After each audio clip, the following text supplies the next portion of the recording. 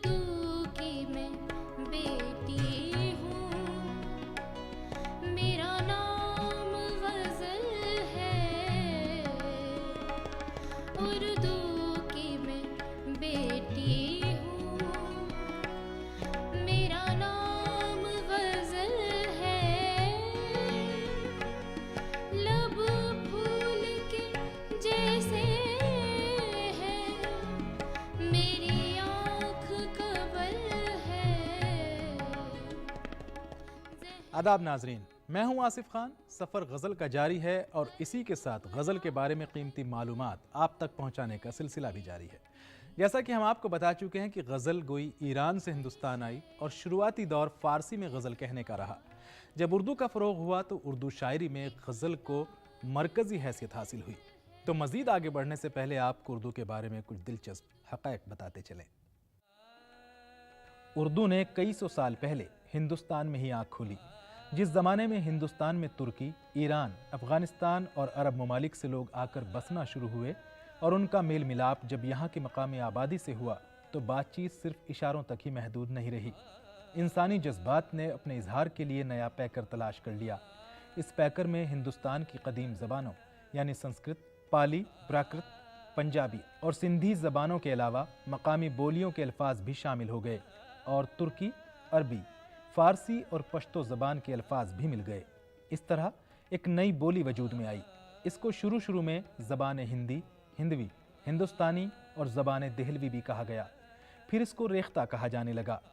उर्दू को उर्दू के नाम से कई सदियों के बाद पहचाना गया।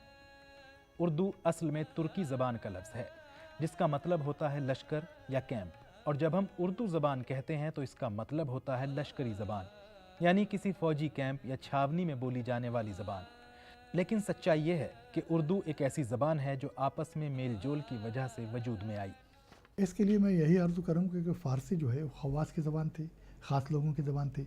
जैसे संस्कृत के ख़ास तबके की ज़बान रही है, अवामी बोली तो नहीं थी। उस ज़माने में जब संस्कृत का दौर था और बेहतरीन अदब लिखा गया संस्कृत में, जो कि वर्ल्ड लिटरेचर में जिसको शामिल किया जाता, लाजवाब काबिल फ़ख्र अदब लिखा गया संस्कृत में उस ज़माने में। लेकिन आम लोगों की जो बोलचाल की ज़बानें थीं वो तो प्राकृत थी, वो अपभ्रंश थी और वो जो है पाली थी, ये ज़बानें थी। अरबियों में भी गज़लें हैं, फ़ारसी में भी गज़लें हैं, हिंदवी में जो हिंदवी कलाम जिसको वो हिंदवी, ना वो दक़ीक़ उर्दू ना वो दक़ीक़ हिंदी जो संस्कृत से निकली हो, या वो उर्दू जो अरबी फ़ारसी से निकली हो, बल्कि हिंदवी खड़ी बोली ब्रिज भाषा से निकली है। उस ज़बान में गज़लियात कही गई हैं। हज़रत अमीर खुसरो ने गज़ल कही। गज़ल मीन्स एक बहर के साथ शायरी। आवाज़ की पटरी पर गज़ल दौड़ रही है, ये नहीं होना चाहिए। अल्फाज की पटरी पर गज़ल दौड़ रही है, मतलब लफ्ज़ों में खुद आहंग होना चाहिए। इसीलिए बड़े मुनासिबात से जोश को क्यों कहते हैं गज़ल का बादशाह? इसे कहते हैं कि जोश के सामने अल्फाज जो हैं वो हाथ बांध के खड़े रहते थे, कहते थे मुझे इस्तेमाल करो। इसलिए कि शायर उसी को इंतखाब करेगा जिसके अंदर सौती आहंग बड़ा खूबसूरत हो और बहुत मुनासिब हो। जहां मुनासिबात होती है वहीं उसका इस्तेमाल होता है।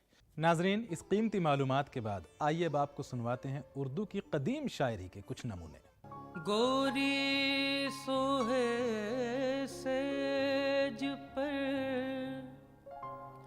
सो मुख पर डारो केस, गोरी सोहे सेज पर सो मुख पर डारो केस, चल खुसरो घर आपने सांझ भई चहूँ देस, सांझ भई चहूँ देस। तो नाजरीन, आपने आज देखा उर्दू ने किस तरह और किन मनाजिल से गुजरकर एक बोली से एक ज़बान का दर्जा हासिल किया। और अब हम आपको ले चलते हैं प्रोग्राम के अगले हिस्से में, जहां आपकी मुलाकात कराएंगे मौजूदा दौर के एक बड़े शायर से। सुनवाएंगे उनकी गज़ल किसी मुतरन्निम आवाज़ में भी। सफ़र गज़ल का जारी है और अब हम पहुंच चुके हैं उस मंजिल पर जहां आपकी मुलाकात होगी एक बड़े शायर से। तो आज हमारे साथ हैं उर्दू के एक और नामवर शायर जनाब महराज फैज़ाबादी साहब। यूँ कहा जाए कि ये फ़ख्र का मकाम है कि इस दौर के मुमताज़ शायर महराज फैज़ाबादी आज हमारे साथ हैं तो बेजाना होगा।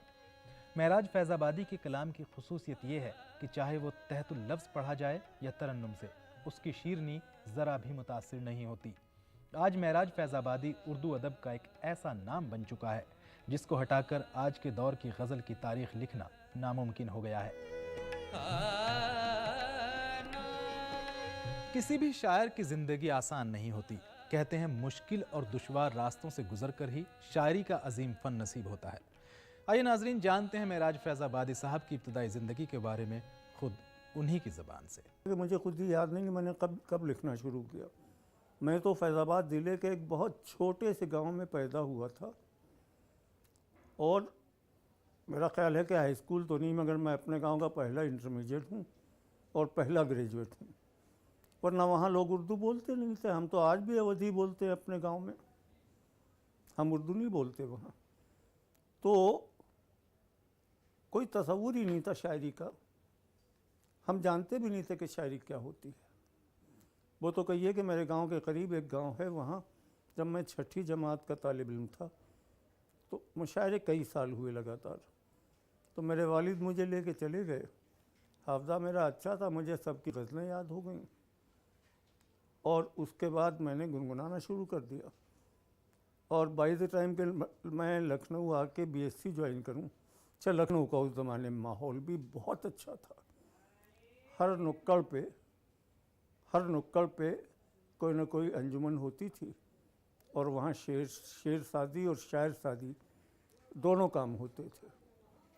तो मैंने कुछ अपना उल्टा सीधा लिखना शुरू कर दिया। उस्ताद कोई नसीब नहीं हुआ, खुदरा हूँ, जो कुछ भी कहता रहा हूँ आज तक खुद कहता रहा हूँ। महराज साहब को एक अरसे से लोग सुनते और पढ़ते आ रहे हैं। उन्होंने अपनी आंखों से हालात को बदलते देखा है। महराज साहब से ही जानते हैं कैसा रहा गज़ल का ये सफ़र। पिछले 1000 साल में और ख़ास तौर से पिछले 350 साल में जब से उर्दू गज़ल सफ़र कर रही है, उसमें सदियाँ बदल गईं, ज़माना बदल गया, लोग बदल गए, शेर कहने वाले बदल गए, मगर बुनियादी अंडरकरेंट जो है वो अमीर खुसरो हों या वली दकनी हों या मीर तकी मीर हों वगैरह वगैरह वगैरह, इनका जो बुनियादी अंडरकरेंट है कि सच के करीब रहो। मैं फिर अपनी बात रिपीट कर रहा हूँ कि सच के करीब रहो। अब जैसे अमीर खुसरो ने कहा था कि खल्क में गोयद के खुसरो बुत परस्ती में कुनद, आरे आरे मी कुनम बा खल्क मारा कार निस्त। मुझे लगता है जैसे शेर अमीर खुसरो ने कहा हो, एहसास मेरा हो कि जब जब मेरे ऊपर लोगों ने एतराज़ किया, जब जब मुझे लोगों ने किसी सिलसिले में बुरा भला कहा, तो बेसाख्त दिल में यही शेर आया कि खल्क में गोया के खुसरो बुत परस्ती में कुनत, आरे आरे मी कुनम बा खल्क मारा कार नहीं। हमें क्या लेना है इन लोगों से, हम अपना काम कर रहे हैं और बाकी जिसे जो जी में आए कहे, हमसे क्या मतलब। तो वही मैंने कहा कि जो सच्ची शायरी होती है, अमीर खुसरो ने कहा था, उनकी कदमों की खाक महराज फैज़ाबादी आज ये महसूस कर रहा है कि हमारे जद्द अमजद ने बहुत अच्छा कहा था कि आज उनके शेर से हमें सोचने का तरीक़ा मालूम हो रहा है। ये है भैया। नाजरीन, आज गज़ल बदल गई, गज़ल के सुनने वाले बदल गए, यहाँ तक कि ज़बान भी बहुत हद तक अपनी पुरानी शक्ल छोड़ चुकी है। तो ऐसे में गज़ल की तब्दीली को महराज साहब कैसे देखते हैं? देखिए, मीर और गालिब के ज़माने में गज़ल के सुनने वाले दूसरे थे। मीर और गालिब के ज़माने में गज़ल दरबारों में थी, गज़ल हवेलियों में थी। हमारा ज़माना उसे बाज़ारों तक ले आया है, चौराहों तक ले आया है। आज गज़ल चौराहों में पढ़ी जा रही है, बाज़ारों में गुनगुनाई जा रही है, पान की दुकान पर मुशायरे का कैसेट बज रहा है, रिक्शे वाला भी सुन रहा है। तो दायरे रिक्शे वाला बहादुर शाह ज़फ़र तो नहीं हो सकता, ना हम मीर गालिब हो सकते हैं। मगर हकीकत ये है कि उस दौर की जो गज़ल कही गई उसकी लफ्ज़ियात उसका पस मंज़र वो उस दौर के हिसाब से था। आज जो गज़ल कही जा रही उसकी लफ्ज़ियात और उसका पस मंज़र आज हमारे आज के दौर की मुनासबत से है। जिस तरह से आज के लोग मुख्तलिफ़ ज़राए इब्लाग़ से उर्दू की, उर्दू गज़ल की, उर्दू शायरी की पज़ीराई कर रहे हैं, उस तरह से मैं तो बहुत पुरुम्मीद हूँ कि आने वाले कल में उर्दू और उर्दू गज़ल और उर्दू गज़ल से जुड़े हुए ये लोग ज़िंदा रहेंगे, इन्हें कोई नहीं मार सकेगा और ये इंशाअल्लाह इसी तरह हमारी और आपकी दिलों की धड़कनों की तर्जुमानी करते रहेंगे।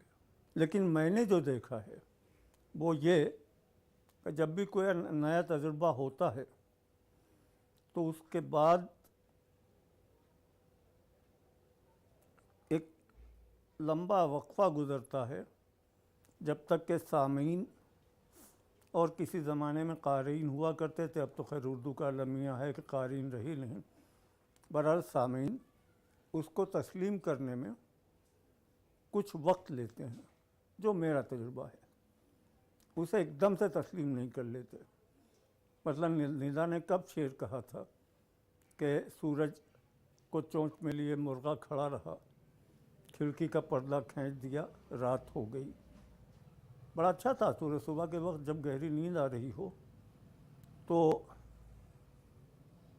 वाकई खिड़की का पर्दा खींच के हम सो जाते हैं, मगर ये कि इसको आज तक हमारे क़ारीन और सामीन तस्लीम नहीं कर पाए हैं।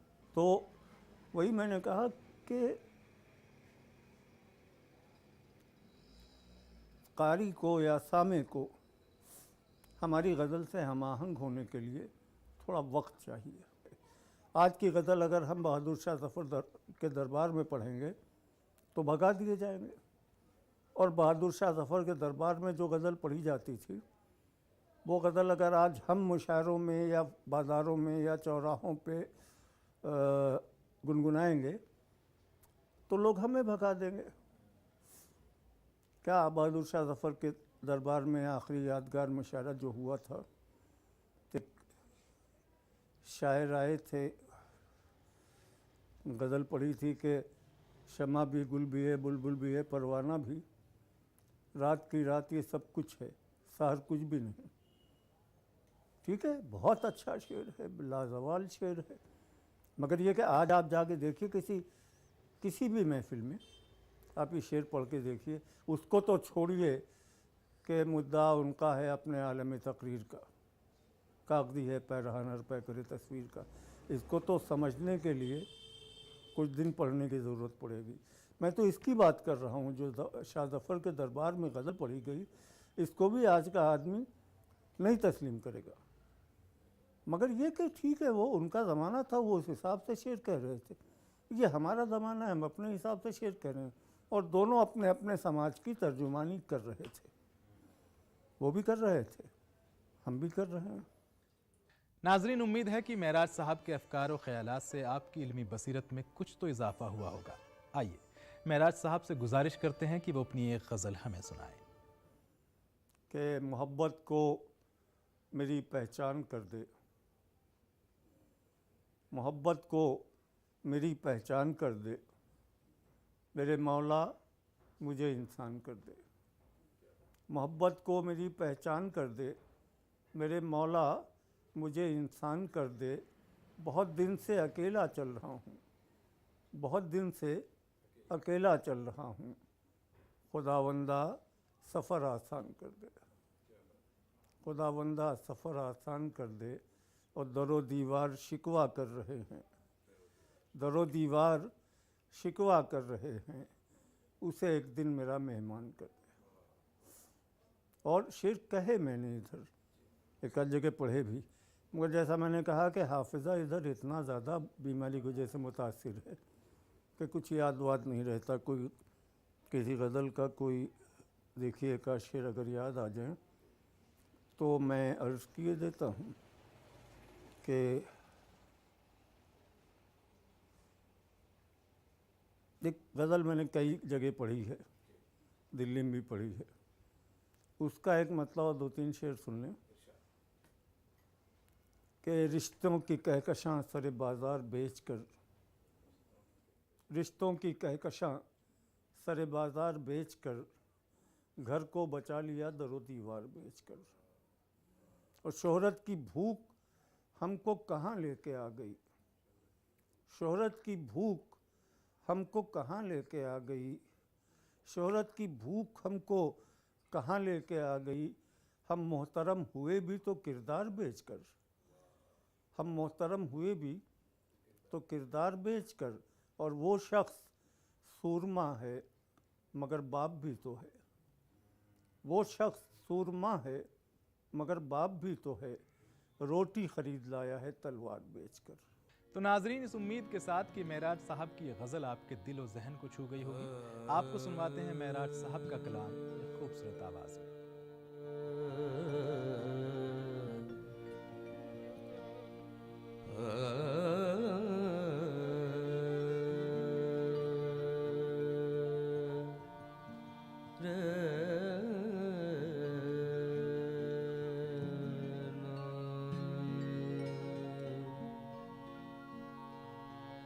जिंदगी अपनी रफ़ाक़त का सिला मांगे है, जिंदगी अपनी रफ़ाक़त का सिला मांगे है। अब तो दिल तर के ताल्लुक़ की दुआ मांगे, जिंदगी अपनी रफ़ाक़त का सिला मांगे है।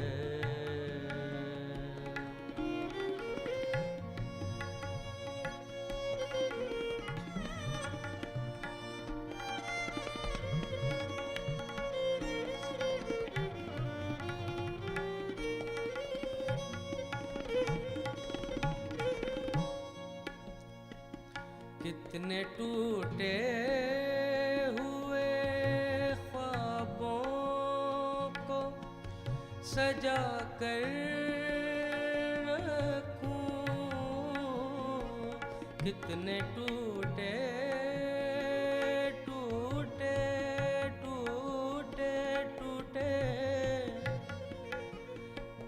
कितने टूटे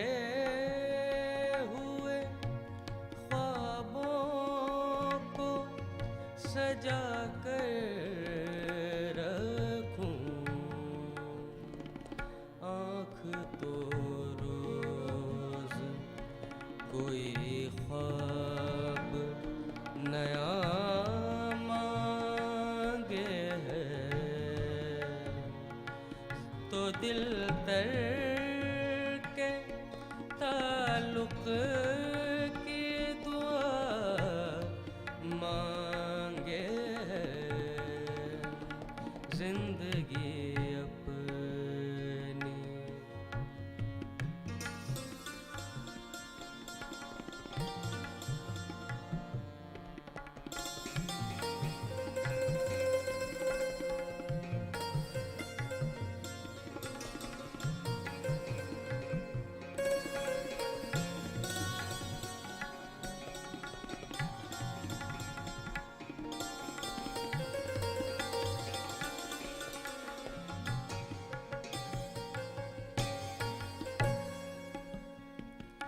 मौत से भागते रहना भी कोई जीना है,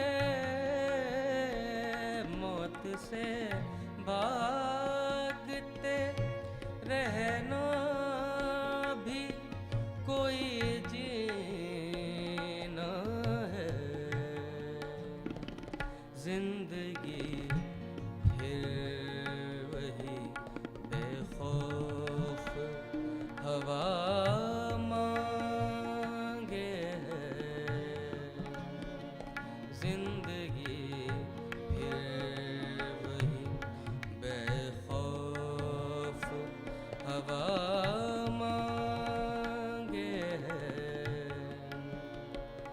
अब तो दिल तर के ताल्लुक की दुआ मांगे जिंदगी अपनी।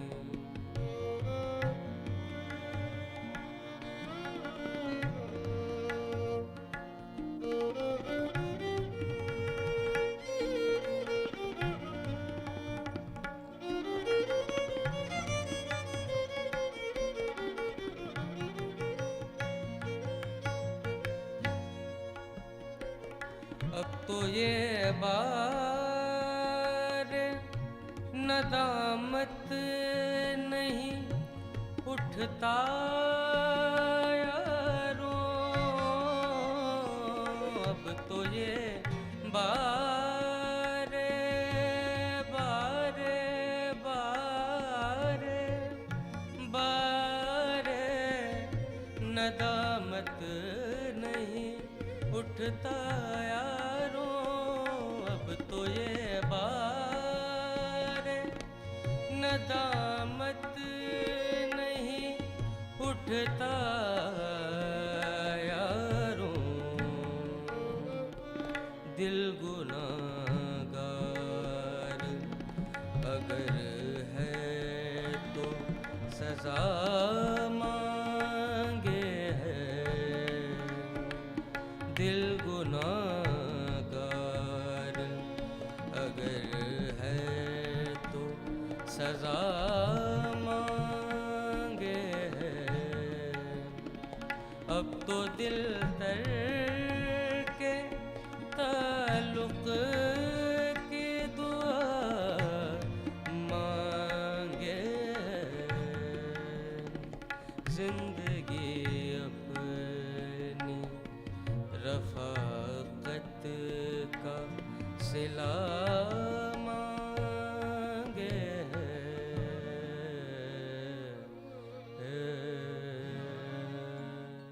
नाजरीन, ये था गज़ल के इर्तिक़ा पर मबनी हमारा एक और एपिसोड। उम्मीद है आपको पसंद आया होगा। फिलहाल आसिफ खान को दीजिए इजाज़त। अगले हफ्ते आपसे फिर मुलाकात होगी। सफ़र गज़ल का जारी रहेगा, गज़ल की दुनिया के कुछ महकते हुए लम्हों के साथ। देखते रहिए DD उर्दू। उर्दू की मैं बेटी हूँ, मेरा नाम गज़ल है। उर्दू